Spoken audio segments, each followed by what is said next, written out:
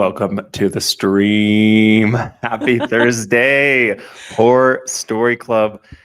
We are back. This could be a big one, folks. If we get to the other side of this next hour, hour and a half, 2, 4, 5 hours with a full understanding of how to write a traditional Gothic ghost story, I'm not ruling that out. I'm not ruling out that we will achieve that. Welcome everyone. Welcome to Horror Story Club. Tell us where you're writing in from. We're going to get into it shortly. Yes. There's a bell out on the street. Sarah, Perfect. Do you want to tell us who you are, why you're here, what is up? Yeah. Hey, I'm Sarah Ray Werner. I am a writer and podcaster who lives in the Midwestern United States. And basically, I'm just here to learn as much as I can from these short stories. I really enjoyed The Ash Tree, which is our selection for this week. And yeah, do you want to introduce yourself as well, Asa? Sure. Or do you need me to vamp for a bit? No, that was great. Okay. There is this bell. I didn't know if the bell was still going. Yeah. I live in Mexico City. We'll use this as part of the introduction. Perfect. They collect trash in Mexico City by going around street by street with a bell. Oh. And that alerts you to bring your trash out onto the street. I think it's going to continue for a moment. So I'm going to let you vamp. Okay. Do you want to tell us who M.R. James is and what this story is? Sure. Okay.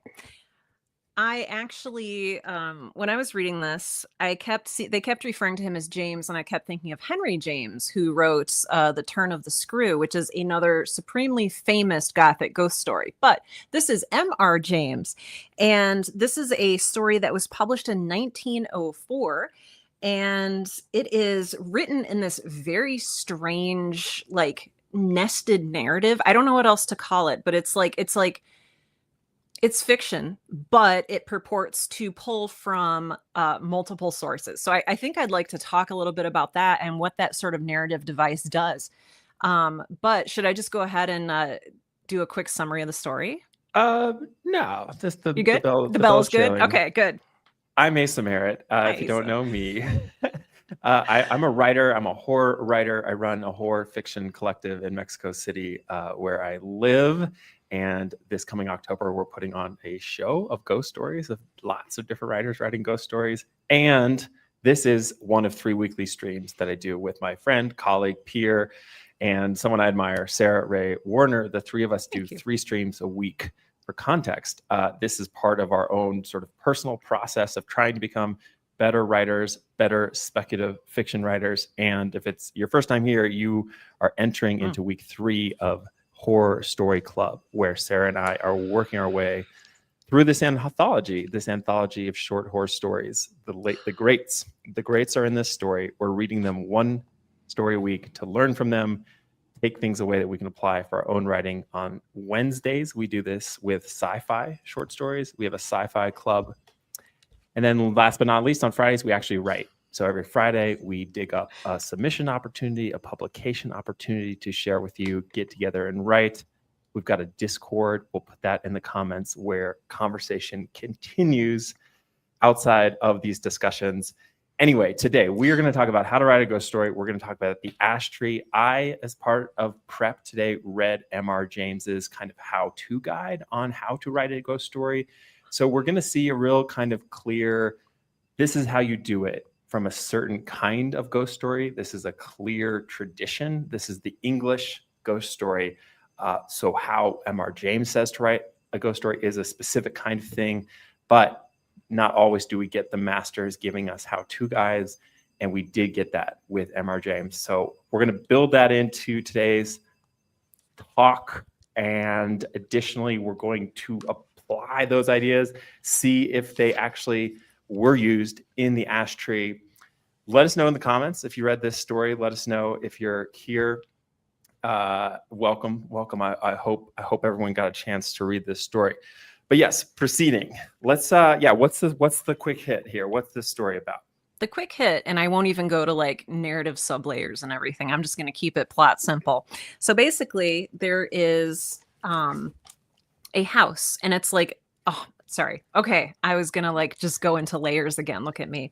So there is a house, and this starts in 1690. There is a house, a manor called, I wrote it down, Castringham Hall, and its proprietor is named Sir Matthew Fell.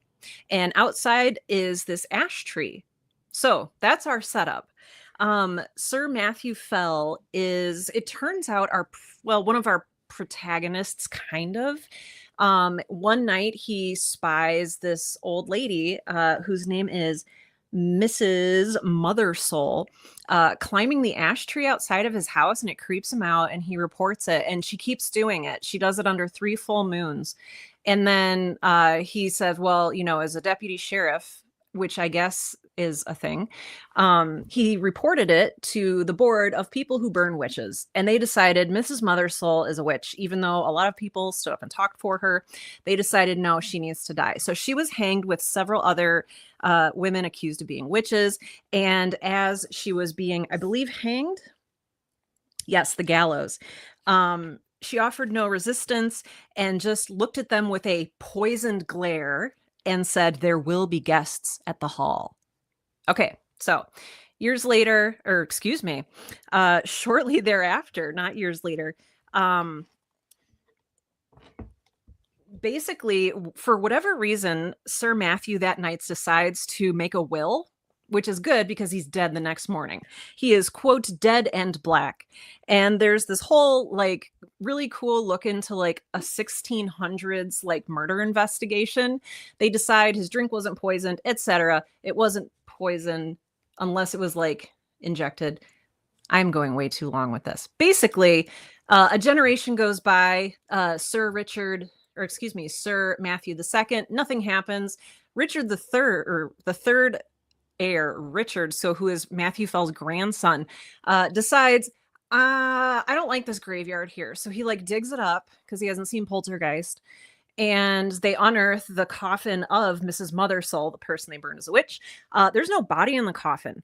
And they're like, oh, that's weird. Bye. And so Sir Richard goes about his business. He is making a lot of like horror movie mistakes. If there was a basement, he would totally go into it. He is laughing with a friend who is the descent. You don't need to know that either. Sorry. I get really excited. I thought this was an amazing story. So basically, what he does is during the initial investigation, there was this, they called it a sort or a sorte, where you like cast lots and like open up the Bible and it tells you your fortune. You point to a spot.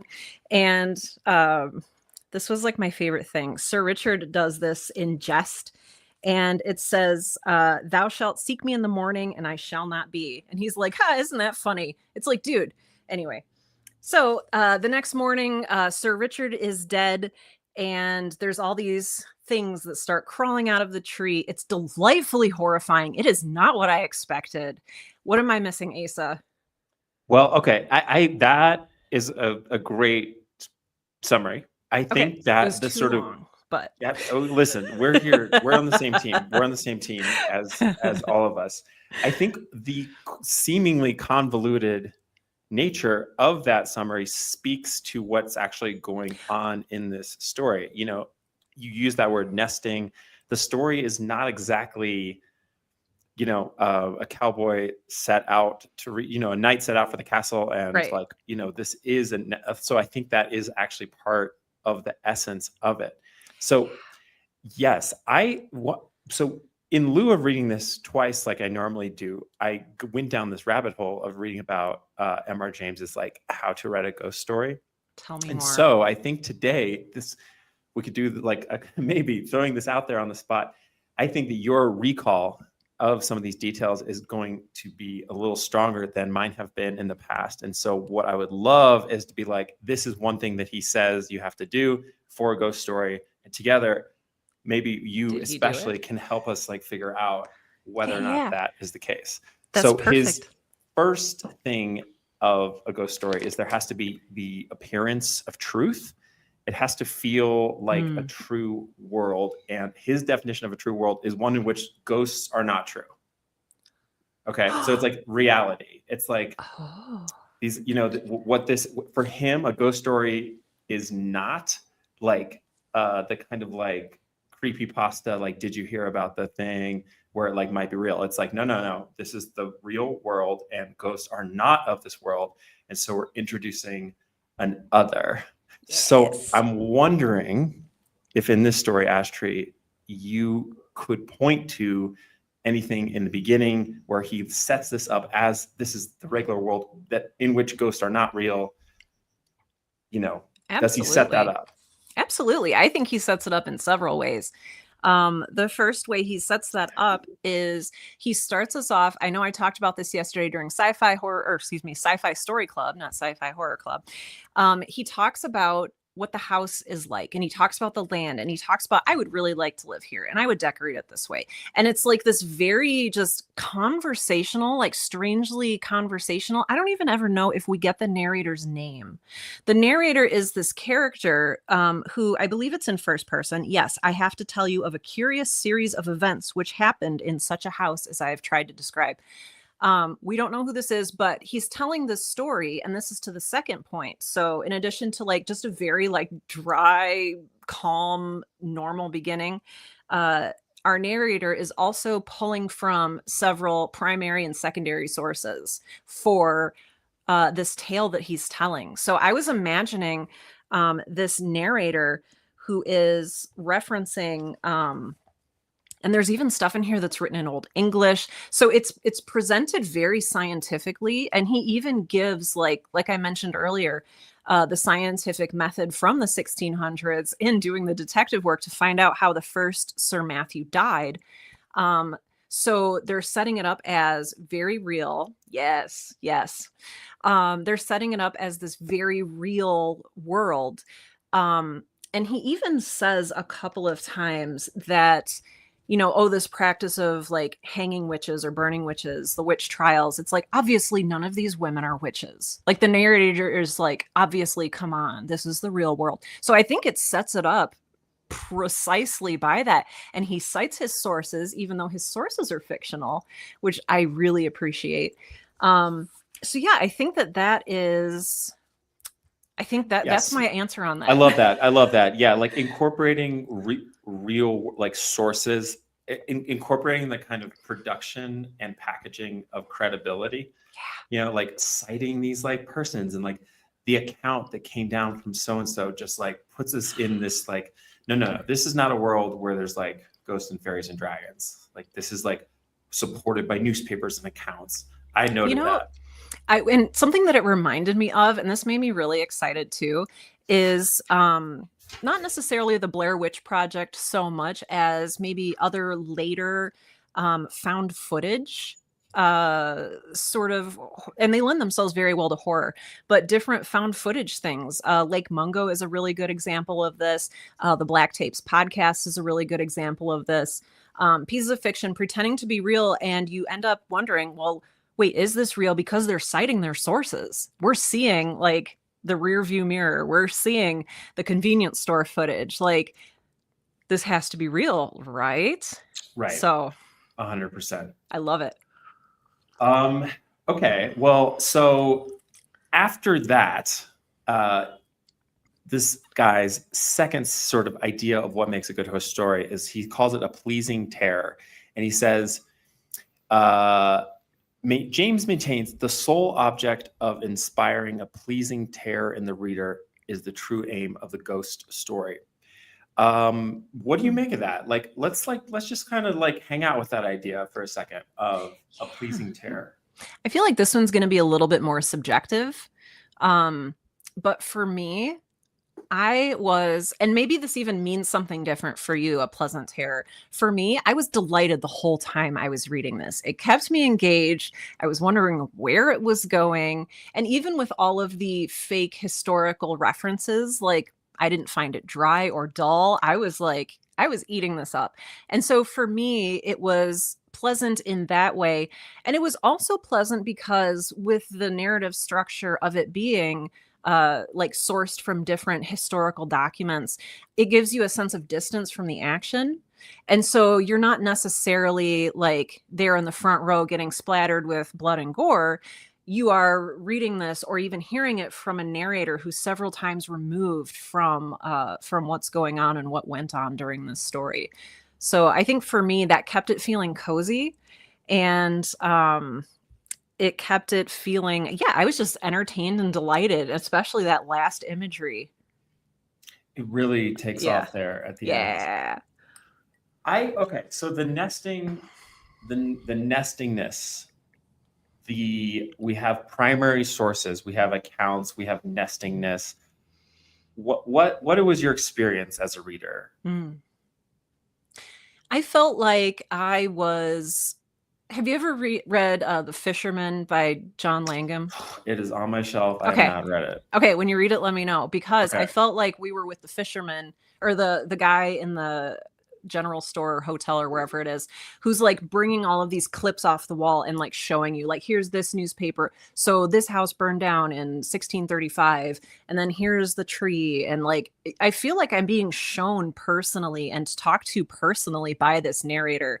And again, I don't know if you felt the same way. This can be very, very, very subjective. But even the fact that it's super casual lent itself to that too. On page 45, he says, one morning, and then in hyphens, it was in 1754. Like, he forgot to tell us that. And he's like, oh, yeah, let me remind you. So, yeah, I think all of that for me works really well. It was cozy, it was charming, and I felt like I was privy to a secret story as it unfolded. I like that. I like applying this, like the almost like this aesthetic idea Mm-hmm. of like cozy to the actual storytelling. And of course, Lore Huntress. There's a great writer in our Discord, Lore Huntress, who shared a audio version of this, which I listened to, and it was so cozy. Because And it's read yeah, by Christopher Lee, right? yeah, exactly, exactly. I like that. That is like a really cool idea that we're being kind of enveloped in an experience. It's almost like this is the experience of being told a ghost story is an independent thing to the actual ghost story. Yeah, you're not experiencing it first. Like, the stakes aren't high. Like, that's what was so interesting. Is there's no stakes here. Because the stakes Right. usually are what create tension. If you're reading, if you're empathizing with the main character, if you're watching a movie and you're projecting yourself into the main character, the stakes being high for that character mean the stakes are high for you. There's no stakes for this main character. He is just, let me tell you. That's a great point. Yeah, so far removed, so Mm-hmm. far removed. Yeah, like Mm-hmm. hundreds of years from some of these actions. Yeah. So another one of M.R. James's kind of tips in terms of how to write an amazing ghost story, he says, don't explain the machinery. Mm-hmm. He says the greatest successes in terms of ghost stories have been scored by the authors who can make us envisage a definite time and place and give us plenty of clear-cut and matter-of-fact detail, but who, when the climax is reached, allow us to be just a little in the dark Mm-hmm. as to the working of their machinery.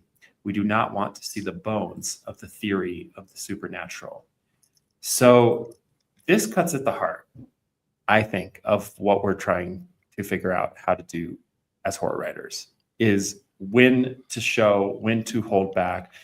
We create terror by omission, by suggestion.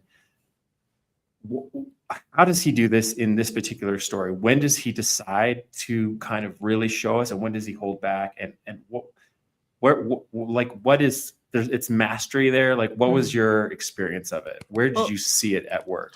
first and foremost, can you read that thing about the bones again? I can. Yes, he says, we do not want to see the bones of the theory of the supernatural. Okay, I love that, because also literally on page 44, we do not see her bones. So they open up the casket and her bones are literally not there. And that is a main point. Okay, I had to get that out of my brain because it was just like, hey, you should say this. But there's so many points that it's very thoughtful what he reveals and when he reveals it. And how he even talks to us about the characters, and he kind of even tells us, like, okay, Sir Richard's an idiot. Like, he just pretty much tells us that outright. That's not something like in a not normal story. In a lot of other stories, that would be something that we experience through like show don't tell, but he's like, no, I'm just going to tell you this. Now what I'm not going to tell you is, you know, he's very good about, well, I'm going to use show not tell again. So he never tells us that anything is coming in the window. He just lets us know that at night, the first Sir Matthew leaves his window open, and then Sir Richard, when he inherits or when he decides to sleep in that bedroom because the other bedroom is not good, not good enough for him. He also leaves the window open because they air it out because nobody has been in there since Sir Matthew died and it smells moldy. Like he leaves the window open, and without anyone saying like anything, that he's gonna die tonight. Now, yeah, okay, wait. So, well, I want to parse that. It's like, well, yeah. How do we know? Because yes, I had that feeling too. It's like, okay, the window is getting left open. Oh my gosh, this guy is going to die. I'm experiencing something as a reader. I'm experiencing dread. We never hear about something entering the window, but sure enough, he's dead. So how do we know? Like, where is that planted? It's planted in a lot of small ways. And this is, I think, really clever. This is really clever. And I think another reason why it feels so cozy. Because the narrator is revealing things that the narrator knows, and the narrator is being selective even with those things. The narrator is being a little cheeky with us sometimes about what he lets us know. There's this descendant of the vicar, who is now a vicar himself, who initially visited the first Sir Matthew on the night he died, and his grandson visits the grandson of Sir Matthew on a night. I don't know. Nothing is probably going to happen. His window's open. I don't know. Like he leaves us these little clues, and I really appreciated that, because you're like, oh, this is like, hey, Kashiki, we're talking about M.R. James's wonderful story, The Ash Tree, and it's super fun and exciting. And we're also learning how to write from M.R. James himself. So this is very exciting time for me. Welcome, Kashiki. Yes, welcome. But yeah, so he is explicit about some things. He gives us bursts of imagery sometimes. So when we see Sir Richard, who is, at this point, we know he's going to die because of context clues and because he's presented as sort of a jerk. It reminded me a little bit of the Triumph of Mechanics, which we read yesterday for Sci-Fi Story Club, where you have these like really oblivious people who terrible things are about to happen to, and they're so oblivious they almost deserve it. And so Richard kind of deserts this. Like he's a jerk. He's a jerk to the woman who works for him. Yeah. Oh yeah. Yeah. Yeah. He tells her maybe that's how people talk to servants, but he actually says like, yes, go away. Like in that exact tone. Right. So, but yeah, so where I was going with that was that night when he is asleep with the window open. I think is it the housekeeper, someone opens the door and sees all of these different round head-shaped things all over Sir Richard. And you're like, what? And there is this little hint in the very beginning when we're looking at back with the original Sir Matthew. He's like, yeah, I saw this like weird little animal on the ash tree. And yeah, it was probably a squirrel, but I think it had more than 4 legs. It was probably a squirrel. Yeah, it was probably a squirrel, dude. Yep. And so that was like our first hint. Our second hint is when we hear of, it's a very like, I kind of want to find the description. It's a really visceral description. Yeah, this is like the second death. Yes. That you're referring to. Yes. Yeah, I think like while you're looking for that, when you were talking, I was really thinking about how the reference of the squirrel that keeps us very much in the real world. It's like we're still describing the reality around us in terms of a world in which ghosts do not exist. Right. Which goes back to his like first idea of the pretense of truth. Oh, that's so good. Oh, that's so good. I'm just going through here and even just looking at one other thing. I'm trying to find where the heads are.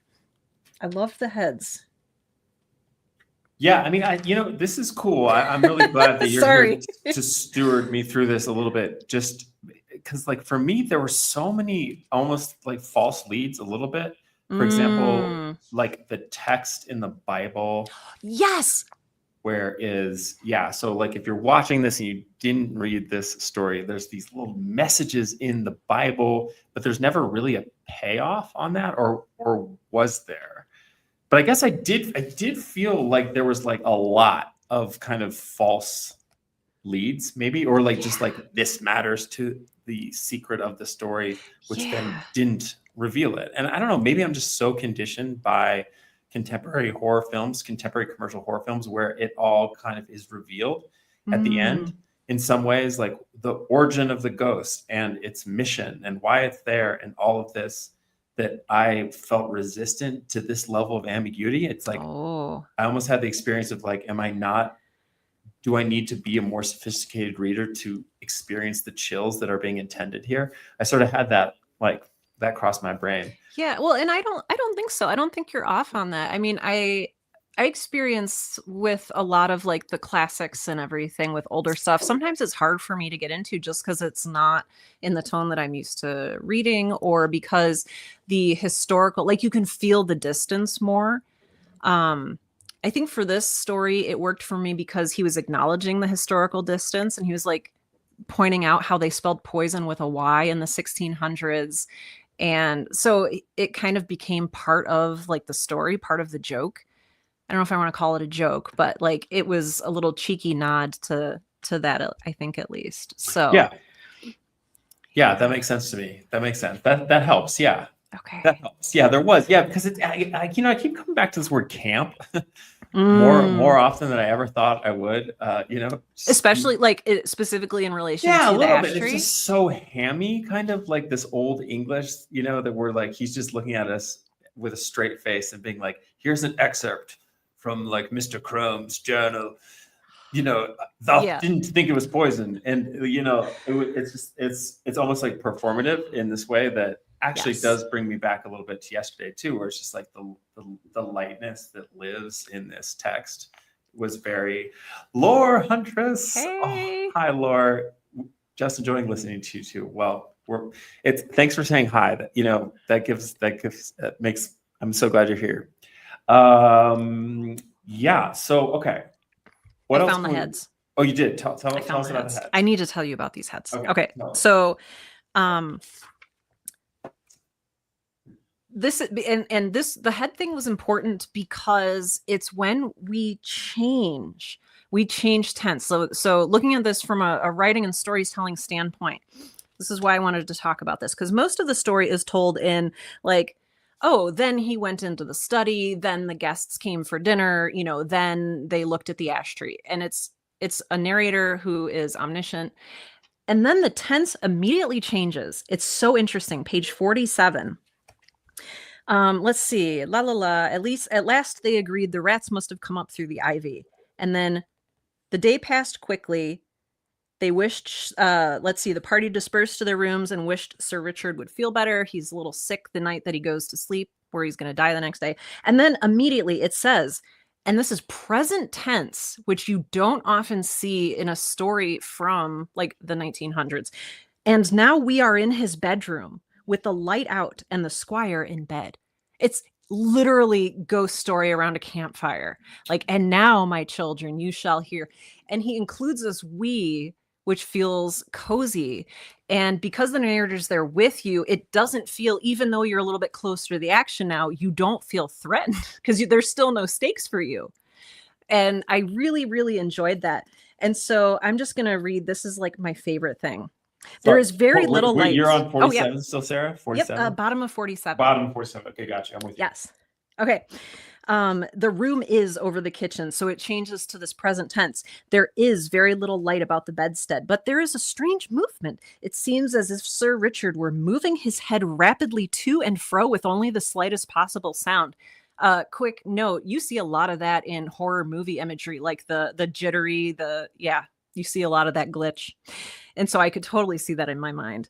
And now you would guess, so we're even in second person here. And now you would guess, so deceptive is the half darkness that he had several heads. This was so interesting. Round and brownish, which moved back and forward even as low as his chest. It is a horrible illusion. Is nothing more? And so it's even saying like, you're not really seeing this, except you are, but are you? There, something drops off the bed with a soft plump like a kitten. And I love that. It's so visceral. Like you've heard a cat jump onto a floor. I know that sound. I heard it. And is out of the window in a flash. Another, and then four more, and then it's all quiet again. And it's this is maybe, I don't know if this is part of where you saw the campiness, but the narrator comes back in. Um, it goes back into past tense. It goes back into the first person omniscient narrator. And this narrator reminds me in this omniscient voice that of the Bible passage that Sir Richard very facetiously pulled, "Thou shalt seek me in the morning, and I shall not be." And then we're back into past tense. Sir Richard is dead, and just I thought that was so fascinating that it changed. I've not seen a story do this before. Change tense for like a paragraph and then back away. Okay, now you're in past tense again. It's like the narrator got really excited and was like, okay, now we're all here. And then he's like, okay, the exciting part's done. I'm just going to tell you the end, which is also exciting, but I I don't love know. that. I love that. I love your love for that. I love that you pointed that out. I love that we are reading writers that are so confident and bold, and the confidence of that move. Yes, Mm, to be telling a story in a certain tense and just to like break out of it. And yeah. again, not for long, just like this little burst, this sort of way in which the writer is kind of assuming a certain relationship with their reader and Oh, just owning it and being like, I've got you. We're almost at the end of the story. We're on this ride together. You've come yeah. this far, so you're going to finish. And now we're there. Yeah. Putting us into the present. So cinematic, really just, it reads like stage directions in a screenplay, Yeah, like yeah, in the present tense like that. So I'm yeah. so glad you pointed that out. It was Yeah. like it That's was just very one of those inspiring. things. Well, in like in modern times, if you're looking to submit a story, um, the editor might be like, "Oh, you accidentally switched tenses here," and it's like, "No, this is very intentionally done." And I'm just curious what we could get away with today, um, as well with all of these different, um, because I noticed this in our story from yesterday too about the narrative point of view. We're always focused on Mr. Hopkins in yesterday's story, The Triumph of Mechanics, but it switches from the industrialists to the mayor to someone else, and I don't know if that would fly today. I think they would say, "Oh, this is really too ambiguous." So, Yeah, hard to say. Hard to say. I mean, this is something I'm thinking about just broadly in my life and career as a writer. I do think mm, short stories are a space where invention and formal deviation is embraced and accepted. mm. It does seem that way. So That's maybe, heartening. I love to hear that. I love that. yeah, Oh, yes. I think that, yeah. So yes, yeah. So for yes, those yes, of you who yes. don't know, Asa comes to this through playwriting and screenwriting question Yeah. mark. Yeah.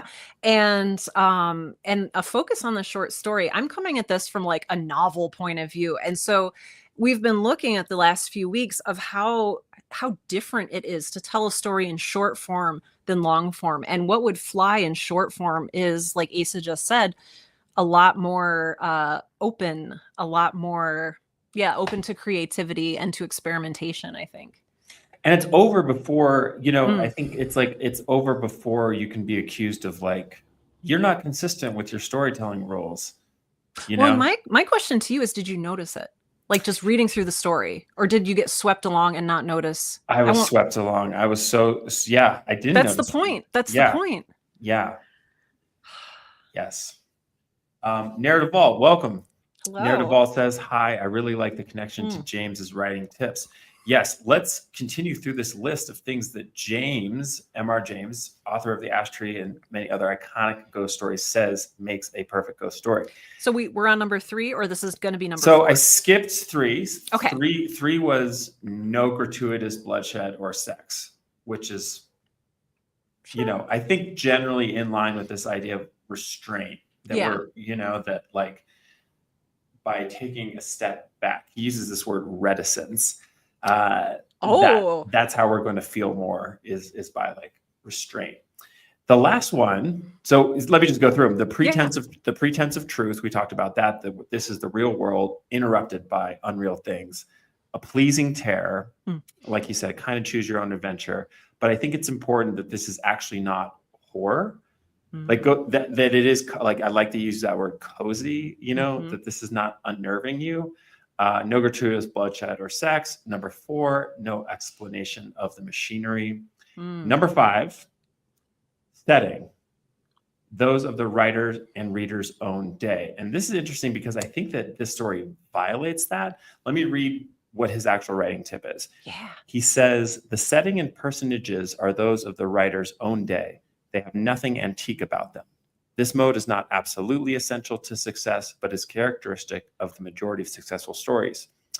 The seer of ghosts must talk something like me and be dressed, if not in my fashion, yet not too much of, sorry, this is old English, yet not too much like a man in a pageant, if he is to enlist my sympathy. And then this blogger says, in other words, contemporary setting to both writer and hence reader is essential to bring the fear home. Stories set long ago and or far away won't chill us as much as the ones to which we can relate. Lots to unpack there. Like, I'd love to hear how you feel about that idea generally, and also, like, again, specifically because this story doesn't really do that because this is stuff in the past. Yeah. Well, and it's interesting because, like, he even makes fun of the present. He's like, Sir Richard totally ruined this house by putting up all these Italian statues everywhere. And he, like, stuccoed one side of the brick, which used to be antique and beautiful. So he's almost like not regretting, but he shows a fondness for the past that I wouldn't expect from that writing tip. Yeah. That's interesting. Yeah. And there is that, he does make fun of, I think, a little bit of that 1600s. That would be the 17th century, right? Yeah. Yes. Okay. The 17th century writing, the spelling, the capitalization, the randomness of all of that. He makes fun of the past a little bit. And so he's saying, like, we modern folks don't talk like that. But it's also interesting reading this story, 120 years after it was written, because now this is historical fiction, but it did have an immediacy to it. Great. So what are your thoughts on that? I think this is a really cool big question around. I love this. This to me is a question that just spawns questions in the most kind of exciting way. And traditionally, we're taught, we are feeling what the protagonist is feeling. Our emotional experience is alongside that of the protagonist. But as we know, we enjoy stories where the protagonist is in all different circumstances, times, histories.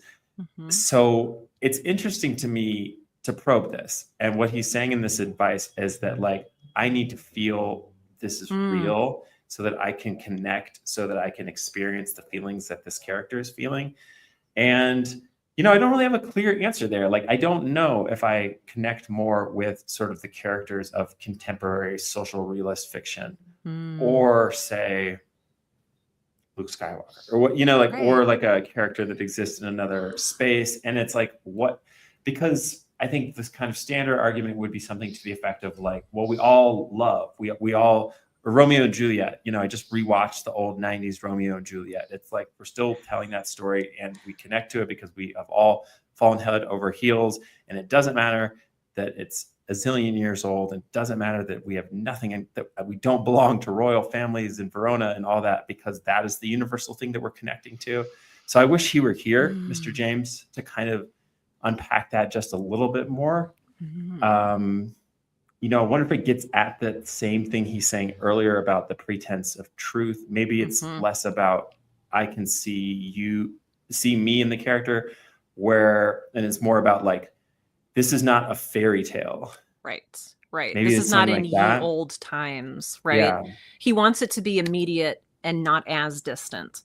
right? So in telling this, so it's interesting, in telling this largely historical story, he has a modern narrator walking us through it, and very pointedly modern narrator. He's like, I really like these houses and I want to move into one. Anyway, here's the story. And it does feel contemporary. It doesn't feel old. And when he does get into that ye old language, again, he kind of laughs at it. So I can I have a question though. Yes. I think we've both said the word protagonist. Who is the protagonist in this story, Asa? Is there one? No, I don't. But this is delicious. This is delicious. This is exactly what I was hoping for when we started this talk. Right. Because I do think the nature of the yarn of a ghost story is to create an emotional experience that definitely is atmosphere, it's vibe, it's feeling, it's like echoes. It's not necessarily that we're on a hero's journey with a hero going through an emotional experience. Traditionally, a protagonist has an arc. I mean, this I also is like why I'm so hot on short stories right now. It's just like this, they can kind of just be this little flash and generate a feeling, and that is a win. So I mean, the thing that connects the story, I think, is ultimately the witch figure. I do think that is the motif that we begin with and then we finish with. But yeah, lore. It brought to mind the Salem witch trials and also the book Slewfoot, which was inspired by the trials. I have so many questions. Was she really collecting bits from the tree? Who buried her in the tree? Okay, yes. So, Laura, this is kind of like, I'm kind of right here with you because I had so many questions. I was like, this just feels like too many things, maybe. And it's like, because, right. Hold on. So, if so many questions are unanswered, then it's just vibe, which maybe is the experience of a ghost story. So, but do you have answers to those questions, Sarah?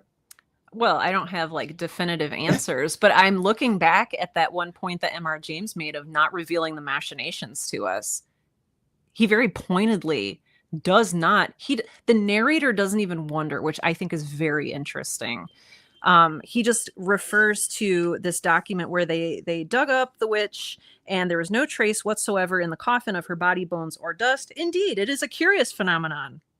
Anyway, moving on. And like the narrator isn't even curious about it. And so I don't know if that's M.R. James making a point about, I'm really not going to show you the machinations here, or exactly like how aware he wants us to be of that. But that was a really interesting, I thought that was a really interesting thing. We don't know. And Laura, to your next point here, are the spiders ancient spirits? I don't think we know what they are. Lore Huntress says, if you're just listening, are the spiders ancient spirits?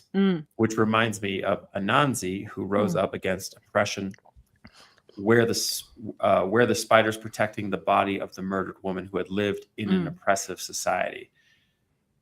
Yeah, I love that reading, and it reminds me of something we've been talking about too, which is the theory of like how you read something and where the meaning comes from in the story. I don't know if M.R. James would have known the story of Anansi.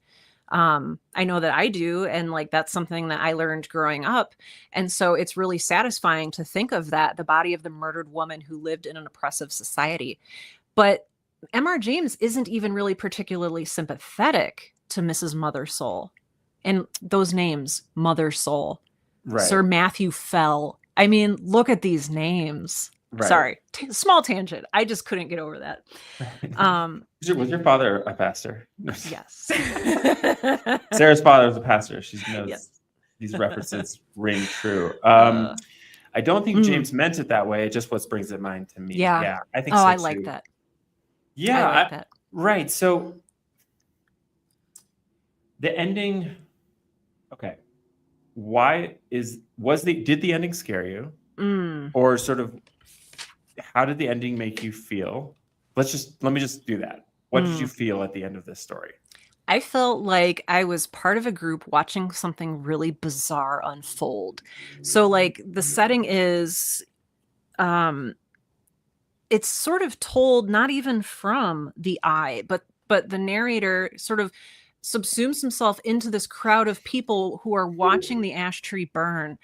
And um and we are like this group of people. It's like a multiple point of view from a crowd, which I think everything's interesting. So I'm just going to say I think this is interesting yet again.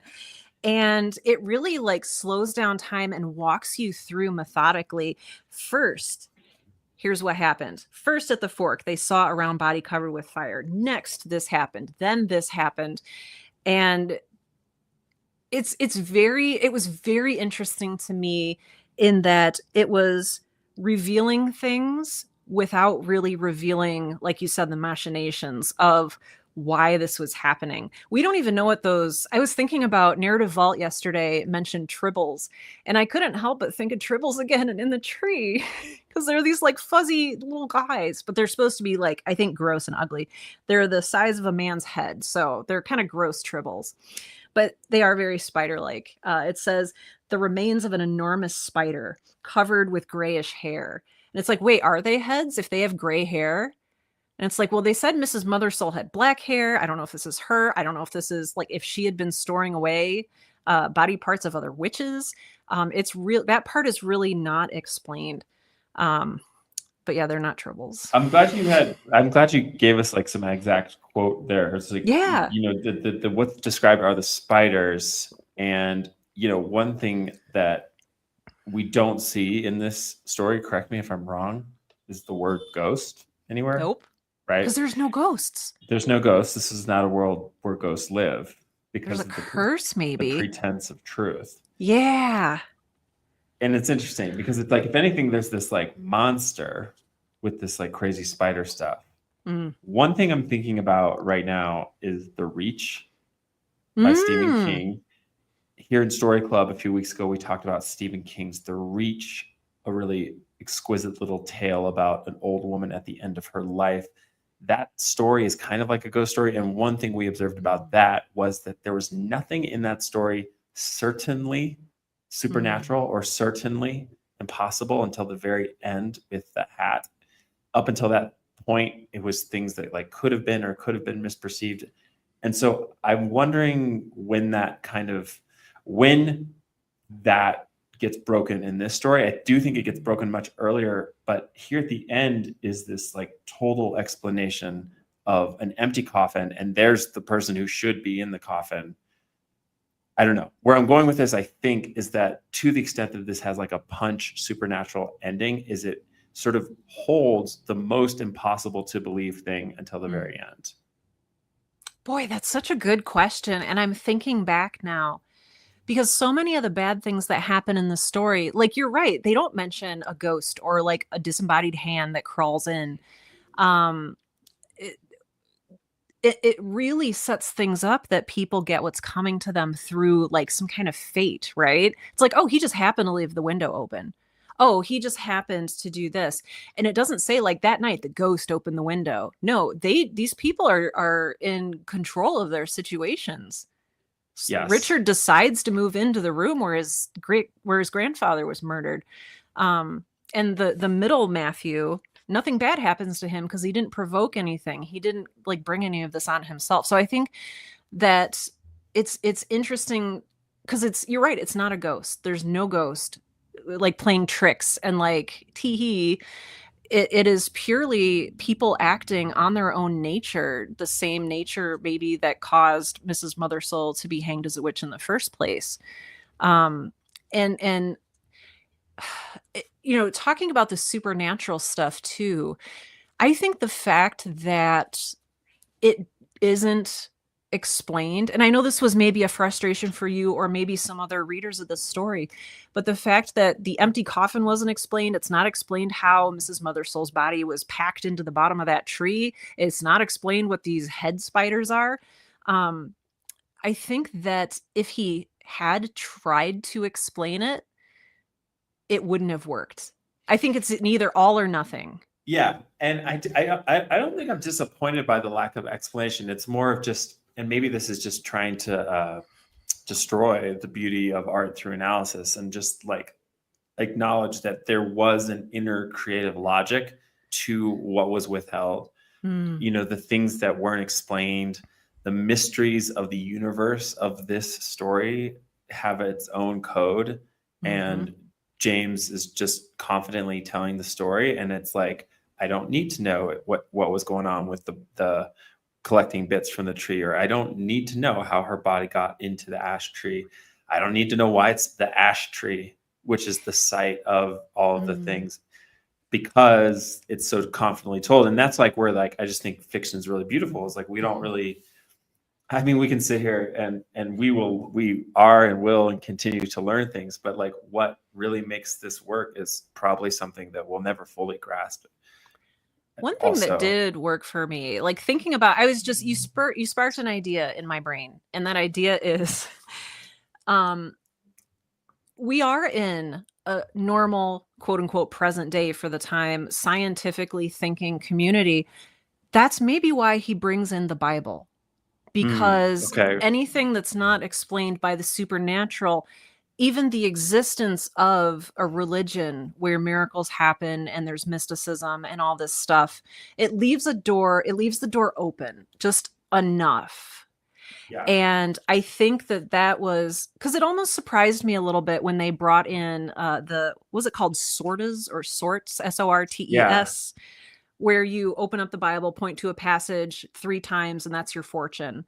And I think that that was, sure, it was there to be like a little creepy and to give us an omen of what was going to happen, but I think it was also there to present the possibility that there are supernatural forces. There's something weird going on here. We don't know what it is. And that's part of why it's so interesting. Like, Yeah. Yeah. I think that's a really great point. I love that. Just sort of invoking religion in the fiction, because religion intrinsically is the site of where we aren't sure what's going on, yeah, you know. And so by introducing that, we're signaling it's like there might be a ghost without saying the word ghost. I think that's a great point. thank you. I think Well, that's a something great you point. said sparked it, so thank you for that. Good. Yeah. Well, that's what we're here for. Yeah. I mean, my principal experience here is I just feel like I need to read more of Mm. James's stories to kind of fully get it. That's partly where I'm at. Have you read other of his stories? No, I had, and I'm gonna just disappoint a lot of people. I'd never actually even heard of M.R. James until I opened up this anthology.